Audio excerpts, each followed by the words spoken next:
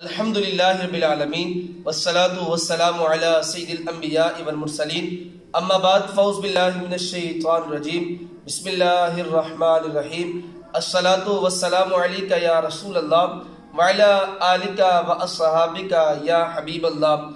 لو مدینے کا پھول لایا ہوں، میں حدیث رسول لایا ہوں۔ الحمدللہ 40 احادیث کریمہ یاد کرنے کی فضیلت یہ میں ریکارڈ کروا چکا، وہ کمنٹ کے اندر میں دے دوں گا، وہ آپ دیکھ لیجئے گا۔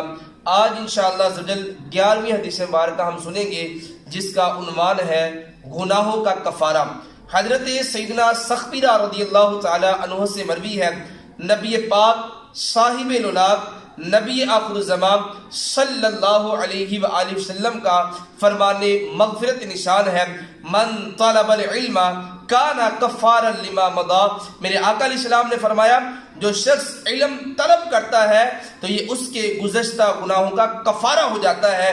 یہاں سے معلوم ہوا کہ طالب علم کے صغیرہ گناہ معاف ہو جاتے ہیں، جس طرح وضو کرنے سے گناہ معاف ہوتے ہیں، نماز پڑھنے سے گناہ معاف ہوتے ہیں، عبادات سے گناہ معاف ہوتے ہیں، اسی طرح اگر بندہ علم دین طلب کرنے کے لیے نکلتا ہے تو اللہ تبارک و تعالیٰ اس کے صغیرہ گناہوں کو معاف کر دیتا ہے۔ اس کا مطلب ہرگز یہ نہیں کہ طلبہ گناہ کرتے رہیں، بلکہ حدیث کا مطلب یہ ہے کہ اللہ تبارک و تعالیٰ اچھی نیت کی برکت سے، اللہ تبارک و تعالیٰ دین کو طلب کرنے کی برکت سے اس بندے کو گناہوں سے بچنے کا اور گزشتہ گناہوں سے توبہ کرنے کی توفیق عطا فرماتا ہے۔ عدل کریتا تھر تھر کمبل اچیا شانہ والے، فضل کریتا بخشے جاسا میں ورگے منہ کالے۔ اللہ تبارک و تعالی ہم سب کو علم دین حاصل کرنے کی توفیق عطا فرمائے، آمین بجاہ النبی الامین صلی اللہ علیہ وآلہ وسلم۔